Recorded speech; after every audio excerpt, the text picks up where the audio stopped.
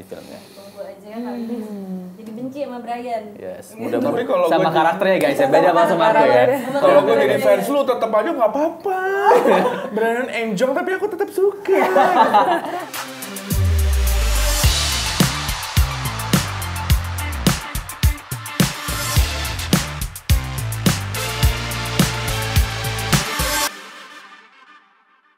Halo Sobat Brilio, balik lagi sama gue Nadia. Dan kali ini kita kedatangan 3 cast dari Temuron, yaitu ada Halo, aku Brian.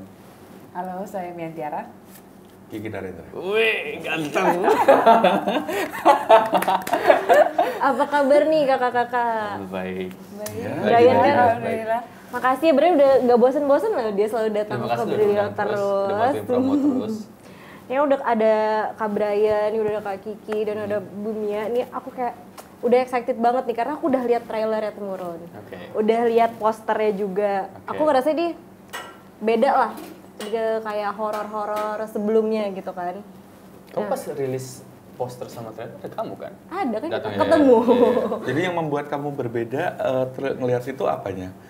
Wah. Oh jadi apa ini? Jadi oke gitu. Karena beda aja kan, mungkin kalau misalnya film horor lain aku lihat langsung banyak jump scare-nya, horornya. Cuman ini dramanya ada aku lihat. Terus dari trailer aku lihat banyak teka-teki gitu. Betul. Apalagi kalau misalnya kemarin ditanya karakternya gimana sih Mbak, kayak gak boleh banyak di-spill ya karena bakal kebongkar gitu. Betul. Kita itu yang jadi bikin penasaran gitu loh. Nah terus ini kan dari Cinema Queen kan Gen Z semua gitu ya. Nah aku penasaran tuh, kayak menarik tuh. Kan produksinya dari anak-anak Gen Z gitu ya. Zillennial kita kata baru. Oh apa? Gen Z Gen Z millennial. milenial. Oh campuran. kan? Campuran. Nah aku tuh penasaran juga, katanya kok bisa sih kemarin proses reading scriptnya tuh bukan di kantor, tapi malah Oh. sambil main kucing gitu. Jadi pas Si awal-awal Inara. kita kan director kita kan lumayan, aku seumuran sama dia. Mas Kiki juga seumuran. Beda bulan tapi. Beda bulan kan. Bulan aja. Dan apa namanya, ini pertama kali aku di mana reading sama orang yang seumuran. Maksudnya kayak pernah sama Umay, tapi ini bener-bener berasa banget seumurannya. Dan awal-awal karena kita ada beberapa cast yang belum dapat, emang project yang kita udah siap. Ini udah disampaikan ke aku, project Temurun ini sekitar ada kali 7 bulan, 8 bulan sebelumnya. Oh, Dan sebelumnya udah. Iya, dan emang pas reading pun, pas baru dapat aku sama Yayas, belum pasti yang lain. Itu akhirnya si Inara, karena emang deket sama Yayas, sama lumayan deket sama aku. Karena kantor sinema aku ini jauh banget guys.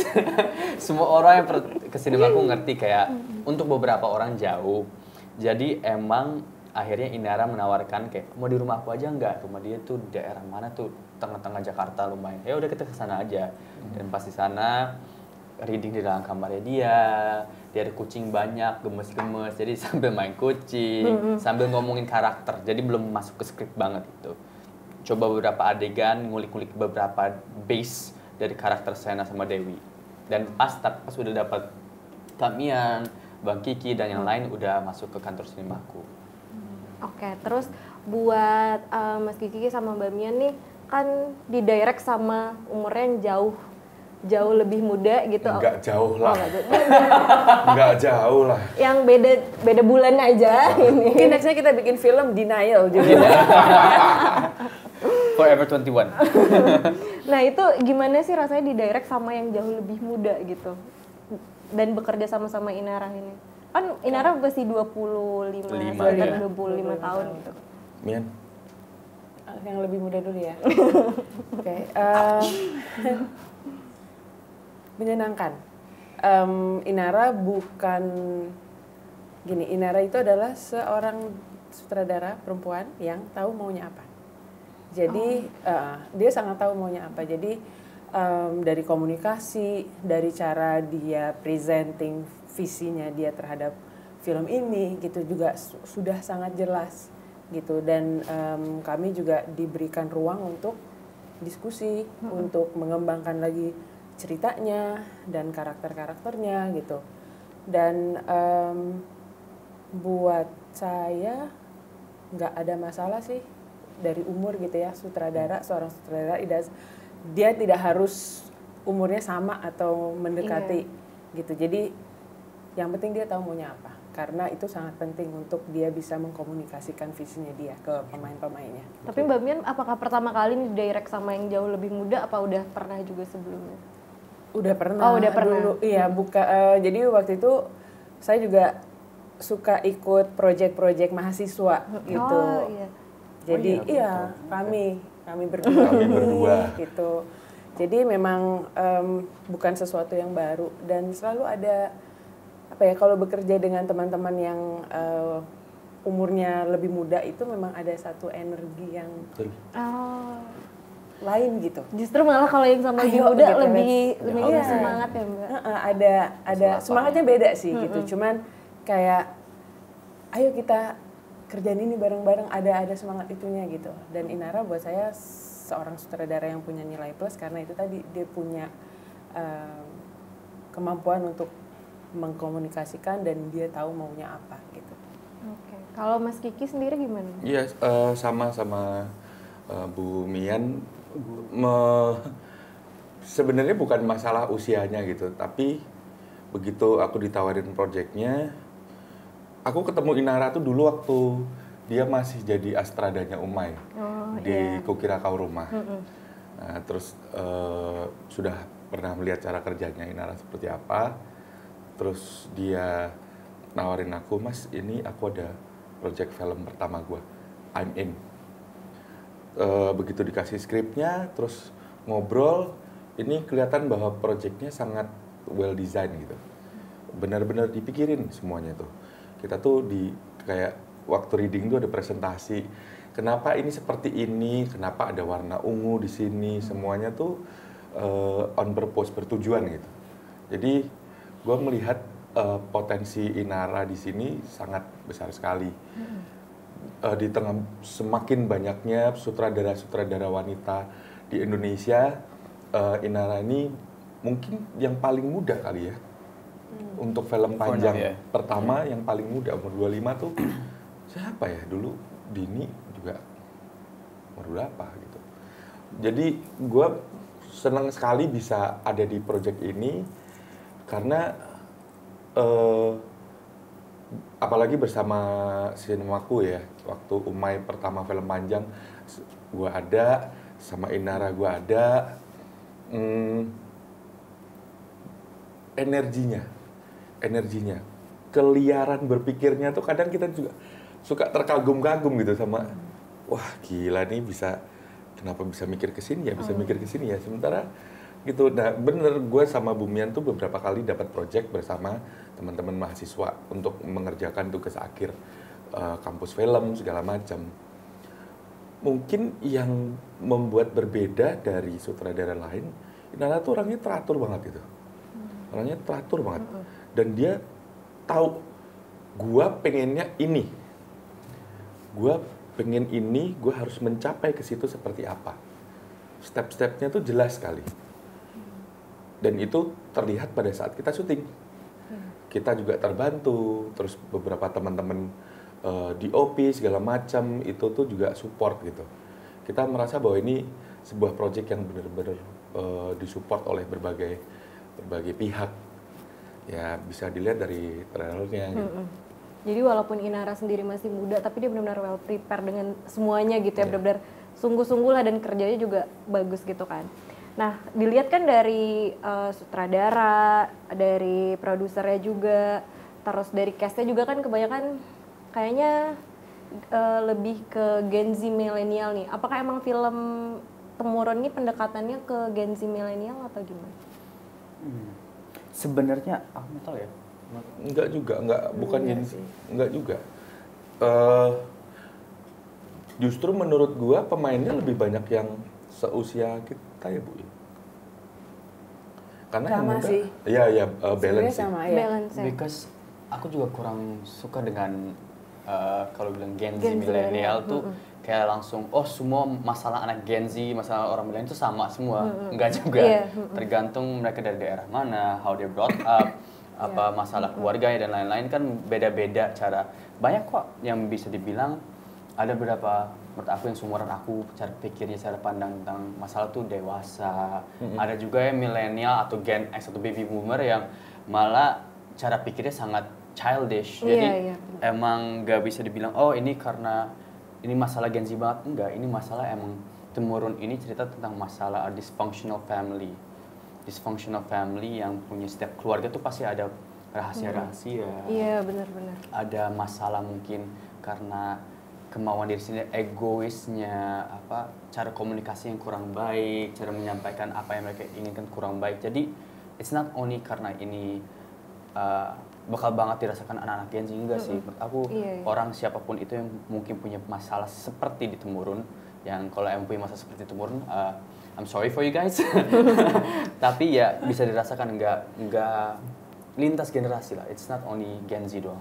Mungkin pengemasannya kali ya yang kayak orang melihat pendekatannya ke Gen Z milenial, mungkin ya pengemasannya kayak mungkin Sinemaku juga kan karena yang menggawangi Sinemaku juga kan mungkin cara promonya, cara promonya ya mungkin mereka gitu. juga lihat dari biasa kan film horor kan warna hitam merah, ini ungu gitu kan. Mungkin dari pengemasannya juga promonya ada temuran yang mereka lari kayak gitu kan. Mungkin dari pengemasannya, tapi kalau aku pun lihat trailernya pun menceritakan kayak yang masalah keluarga tuh yang semua orang mungkin ngalamin gitu. Terus by the way nih Kamian Tiara biasanya kan juga bikin soundtrack film nih. Terus menang Bella Citra. Nah terus kali ini nih di Temurun ini ada ngisi soundtrack juga apa pure main aja? Main aja. Main aja. Kenapa nggak ngisi soundtrack juga Mbak? Karena Gak ditawarin. Main, gimana sih main gitu. Iya main, ya main.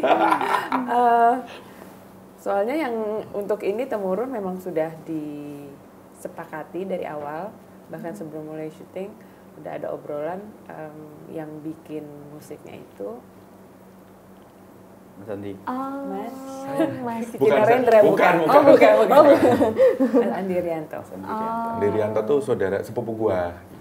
Emang iya? Iya, where have you been bro? Really? Aku baru tahu. Ini serius tuh bercanda sih? Serius. Wah, oke. Dan emang Umay kan sama Mas Andi, Prilly sama Mas Andi kan dekat gitu. Hampir semua project yang mereka lakukan itu emang sama Mas Andi sih. Oke, padahal kan Mbak Mian juga kalau soundtrack film tuh banget pokoknya. Kan jodoh-jodohan. Ya, Berarti kali ini di Temurun memang pure main aja sebagai cast ya. Nah terus kan Temurun nih kayak kita udah lihat Bikin trailer. karakternya dia aja lumayan. Udah Udah pusing. pusing. Ya. Apalagi plus harus bikin scoring dan lain-lain. Karena aku juga penasaran sama perannya Mbak Mian tuh apa, karena pas Tanggal waktu 30 itu Mei? di preskon kemarin kayak hati-hati katanya jangan sampai salah. Jadi penasaran gitu. Nah ini kan menceritakan tentang keluarga nih. Bisa digambarin dikit gak sih tentang film Temurun ini, keluarga yang kayak gimana sih? Tanpa spoiler. Tanpa spoiler. Kayaknya susah ya. Kayaknya udah ini ya, sebuah keluarga yang disfungsi gitu. Memiliki rahasia yang lumayan. Iya. Udah lama mereka keep gitu, tapi akhirnya dikomunikasikan dan masalah apa yang itu terjadi muncul. Nah, konfliknya itu apa sih? Sumber konflik utama di keluarga ini? Jadi ini kan juga ya kita ya. Baru nyadar nih susah juga. Tenang, ini kan bakal dikirim lagi ke tim promo kan kalau apa. Takut Bisa salah lah dikata. ngomong. Jadi seperti judulnya turun temurun. Oke. Masalahnya itu di saat salah satu chain of itu terganggu. Terganggu kenapa? Itu ntar nonton aja. Salah satunya. Yes. So it's something yang harus terjadi turun temurun yang selama berapa tahun it goes well seperti yang ditunjukkan harus diturunkan ada di trailer. Seperti ada di trailer juga gitu. Tapi di yang film ini ada sesuatu yang terjadi yang akhirnya menghambat itu semua. Semua itu. Nah, terus kalau boleh di-spill dikit karakternya tuh kayak apa sih? Karakternya aja. Masing-masing karakternya. Kalau karakter gua itu sebenarnya orang yang pada dasarnya lempeng-lempeng aja gitu. Menuruti apa kata ibunya segala macam, tapi di dalam sini nih bergolak sesuatu hal yang kayaknya gue harus ngomong sesuatu deh, kayaknya gue harus bertindak sesuatu, gue harus melakukan sesuatu supaya buat gue sendiri bisa jadi apa ya, buat gue sendiri bisa jadi sebuah pembebasan buat gue. Dan pembebasan itu bisa secara positif atau negatif ya? Ya, betul. Betul. Ya. Pembebasan buat gue. Gue cukup lama memikirkan beban ini yang gue tanggung. Yang kalau tidak gue angkat beban ini akan semakin membuat gue menjadi terbebani. Gila banget, gue bingung jawabnya. Film Temurun ini ceritanya susah nih, dikit-dikit bisa ke spoiler. Karakternya juga ini yang bikin orang penasaran banget. Ya ini memang Iya, tugas kan? kita untuk membuat penonton penasaran. Kayaknya kita emang harus sebelum ini harus ada briefing dulu, kita bener-bener mikir kayak ini apa aja gitu, nggak boleh ngomongin. Karena ini first Do's promo and kita guys, don'ts, do's ya. and don'ts ya. Oh ini Bisa dong. First. Keren nggak, Brilio? Terus kalau dari Mbak Mian sendiri boleh nggak Mbak di-spill dikit Mbak? Di-spill lebih dari yang waktu press conference trailer. Jangan, nggak apa-apa, boleh dikit aja. Oke, karakter saya di sini adalah orang yang punya kemauan yang kuat. Ya, dia fokus, dia orangnya sangat Kiki Narendra. Kamu mengganggu. Oke, dia punya kemauan yang sangat kuat. Dia orang yang dia tahu dia maunya apa dan itu harus tercapai, dan dia bisa menunggu selama mungkin, whatever it takes, no matter what, gue akan dapet itu. Walaupun gue harus mengorbankan banyak hal, gitu, baik waktu, baik dirinya dia sendiri, tenaganya dia, gitu. Dia orang yang sangat apa ya? Kayak berambisi gitu. Iya, gitu. Tapi dia juga punya kepatuhan. Kita cuma ngajaga kamu, takutnya kalau tiba-tiba ada sesuatu kita harus kayak no, Langsung ditangkap ya, oke. Dan orang udah kayak lagi menyimak, ini udah Nah, ini lagi memilih kata yang tepat soalnya. Terus di satu sisi dia juga orang yang sangat mengabdi, sangat setia, So sangat loyal. loyal gitu, sangat loyal. she works for, itu salah satu juga penting kayak Bill ngomong. Dia kerja di rumah itu. Di rumah itu. Jadi kan Iya. kalau di trailer kelihatan kan kayak selalu rapi dan selalu mendampingi si ibu gitu, si ibu Gayatrinya ini gitu. Jadi memang dia tuh orang yang loyal gitu, dan memang seperti itu sih. Dia bukan yang kayak kemana kesana kesini, enggak gitu. Dia satu, gitu. Tujuannya satu. Ya, dan gue sebagai anaknya ibu sangat terbantu sekali dengan adanya karakter ini. Iya ya. Iya dong. In a positive or negative way kan terbantu sekali. Udah ini senyumin. Sebenarnya secara tidak langsung untuk menjelaskan karakter lebih susah mereka. Lebih susah karakter Kamian, Bang Kiki sama Bu Yayang. Bu Yayang. Itu lebih susah dibanding karakter aku. Karena karakter aku tuh lumayan ngikutin alur.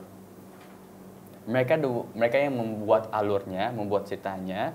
Kalau aku tuh lebih kayak ngikut aja deh, aku sama Dewi. Oh, Yes, because we're the outsiders. Insider of what harus ditonton nanti. Tapi kalau karakternya si Sena, dia tipe anak yang punya kemauan tinggi, tapi enggak ada yang dia menghambat diri sendiri untuk mengejar itu. Quite secara tidak langsung sedikit a loser. Dia lumayan egois, tapi nggak mau kelihatan orang yang lumayan egois. Dia sebenarnya dalamnya kalah, tapi dia nggak mau nunjukin kalau dia kalah kayak gitu. Tapi terjadi sesuatu lah, akhirnya itu bakal berubah semua. Berubah gimana? Lebih parah atau lebih baik? Nonton tanggal 30 Mei. Nggak lah. bener-bener dibikin promo pun dibikin bertanya-tanya. Aku dibikin deg-degan sama pertanyaan kamu justru. Sebenarnya apa kita mau table reading aja langsung kita omongin? Kayak Kita ada skrip nanti kita langsung reading kita harus aja. menghindari acara live ya. Tiba-tiba ups. Soalnya kalau live lebih Iya. susah ya. Tiba-tiba Tom Holland terjadi di sini kan nggak lucu. Iya. Terus kan banyak juga tuh adegan-adegan sadis ya. Kayak ada darah juga aku lihat. Terganggu nggak sih apa kayak udah biasa sebagai pemain film kalau harus berhadapan dengan adegan-adegan kayak gitu? Enggak. Enggak. Lihat muka saya, enggak. Oh, seru. Seru. Iya, kalau gue sih sebenarnya jujur aja gue takut darah. Gue kalau ngeliat darah tuh gue suka dengkul gue lemes. Tapi kalau untuk film gue enggak. Soalnya ada duitnya. Sama fun fact kadang-kadang yang darah-darah yang itu sometimes manis rasanya. Manis. Iya, jadi ada beberapa tipe darah. Ada darah yang emang eksternal sama sometimes internal yang masih kayak kita harus dari mana gitu. Terus ada yang kadang-kadang dicampur madu, Iya. dicampur kecap. Jadi untuk tergantung kebutuhan warna darah itu apa gitu. Terus Brian, kamu kan ini pertama kali main film horor kan? Iya. Maksudnya, Oh, really? Yeah, my Enggak. first horror movie. Yang first horror? Iya. Ya, aku As a main terlibat. cast? No, my first horror movie yang kan aku bilang kalau orang film horor tuh merasakan horornya ya. Aku ada beberapa di film horor sebelumnya tapi cuman kayak hey, tapi gak ngerasain horornya. Ya, masih kayak nggak bagian horornya. Just like karakter yang muncul terus hilang gitu aja. Ini pertama bener-bener ngerasain acting Ketakutan. was-was, iya. Aku lagi mikir ini apa aja Karena kata-kata. biasa ngeliat Brian tuh film-filmnya romance gitu kan. Ini kali ini ngeliat di trailer Brian di film horor tuh gimana sih gitu. Gokil sih, gokil. It's fun, tapi jujur tiring. Lumayan capek dan respect yang lumayan besar buat orang yang membuat film horor yang memilih untuk main film horor juga soalnya physically and emotionally draining. Karena emosi itu antara di sini terus di sini kayak mostly di belakangnya itu eskalasi. Enggak ada ngerem biasa, jarang banget ngerem.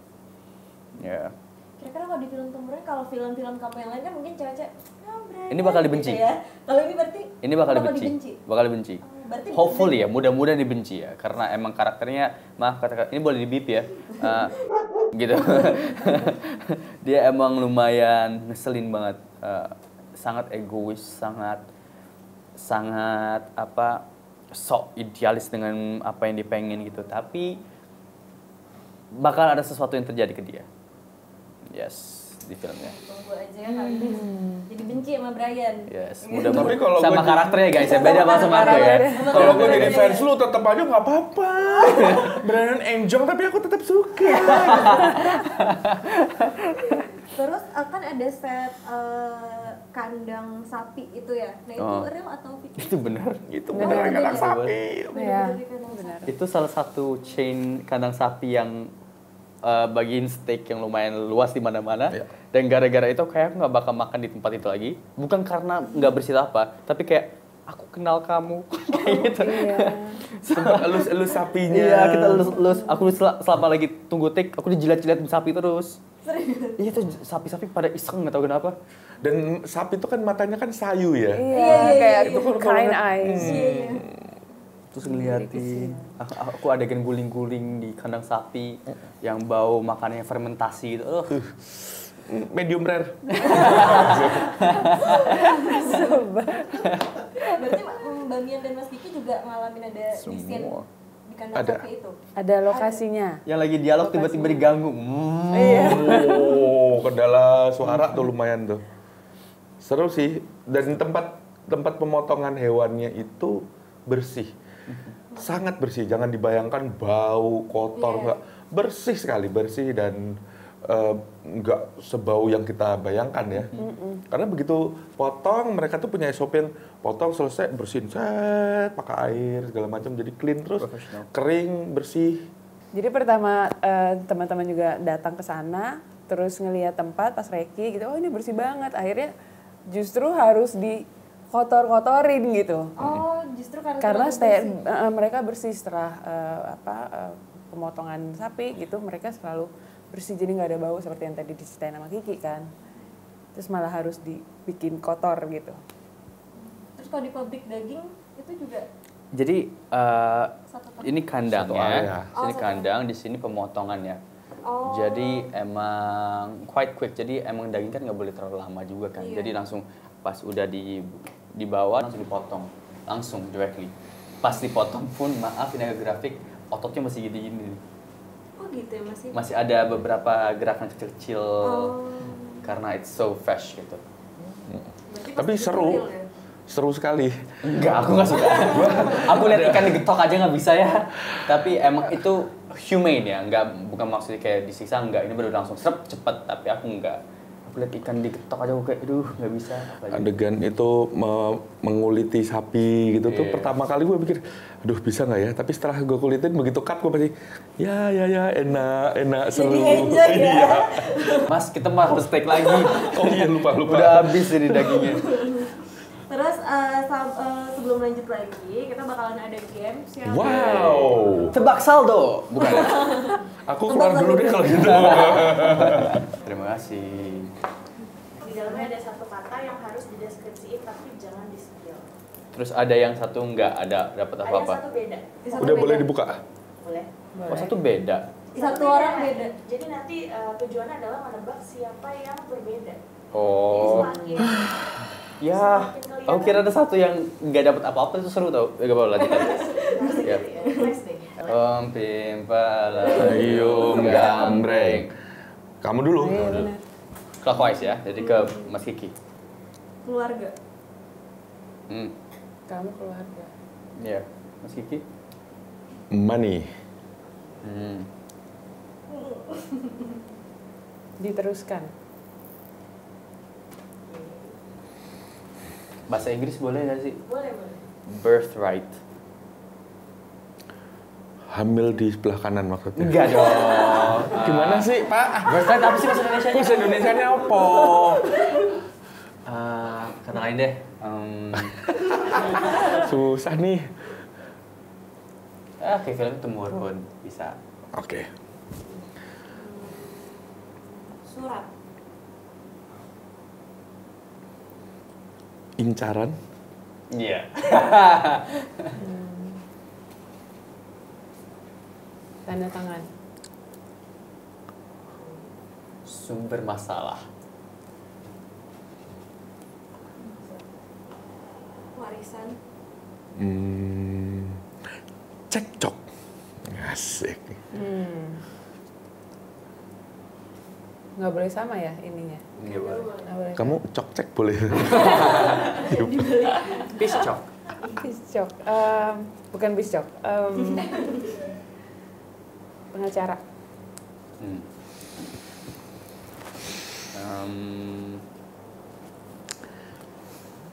Sengketa. Oke. Oke. Sekarang waktunya untuk Impostor ya? Iya, impostornya. Mulai. Bener Jelas. Bener ya? Apa alasannya? Karena dia menyebutkan katanya. nggak? Iya. Bener. Iya. Coba sekarang di-spill masing-masing dapetnya katanya apa. Semua Warisan. sama. Nah. Iya warisan. Kita semua sama. Oh, pas kamu bilang warisan kayak, wah itu kan katanya. Itu begini, oke. Wasiran. Aku udah tahu dari pertama kali karena kamu harus poker face. Girl, you need to be able to write. Enggak, tapi soalnya itu permasalahan dari game ini. Kita nggak tahu siapa yang salah gitu. Kalau contohnya, if we know we're the kayak contoh kita nggak dapat apa kosong. Oke, gua nih ya, gua harus ikutin apa kata orang gitu. Iya, tapi nggak tahu from the very beginning kayak Iya. tahu aja gitu Iya kayak. sama gue juga ketahuan Nenen. Sebagai hukumannya Enggak. Sebagai hukumannya kamu harus beli minimal 100 tiket Temurun. Oke. Oke, benar ya? Jangan. langsung minta budgetnya briliun dia. Enggak, jangan 100. Enggak, kamu harus bawa. Sebagai hukumannya nanti Kamu harus bawa kantor Brilio. Sepatu Brilio nampan Temurun. Yes, Yes. boleh. Deal is a deal. Ya. Nanti kita tag mereka, buktinya ya. Kalau enggak, Bang Kiki kesini terus bakar kantornya. Jangan, Pak. Oh enggak ya? Siram air aja. Siram air bersih-bersih. Nah terus lanjut lagi ke film Temurun, apa sih pesan sebenarnya yang mau disampaikan dari film Temurun ini? Oh, pimpa layung. Gambreng. Nge. Oh, Ijah pakai baju Jangan dong. rombeng. Kayaknya pakai nasi goreng. Pesannya adalah Pesannya kenali baik-baik keluargamu. Karena boleh nyambung nggak? Boleh nyambung nggak? Boleh. Oke, boleh ya. Boleh. Kenali baik-baik keluargamu. Karena keluargamu bisa menjadi kebaikan buatmu atau menjadi bencana buat kamu. wes, selesai. Bagus. Aku nggak mau tambahin 30 Mei aja udah. Soalnya agak susah. 30 Mei. Pesannya banyak tergantung lihat dari sudut pandang karakter siapa gitu. Betul. Yes. Jadi emang setiap karakter di sini tuh punya cerita moral sendirinya. Ada Karena yang juga itu kan keluarga atau bahagia atau bencana. Jadi kayak Bencana. bencana yo. bencana yo. Oke. Sip. Udah, itu Udah. aja. Oke, makasih ya buat Brian, buat Mbak Mian, buat Mas Kiki udah ngobrol-ngobrol, udah seru-seruan main games di Brilio. Jangan lupa like, comment, dan subscribe. Dan jangan lupa tanggal 30 ada apa? Ada film Temurun. Temurun. Yeay. Tayang di bioskop. Bye-bye! Bye-bye.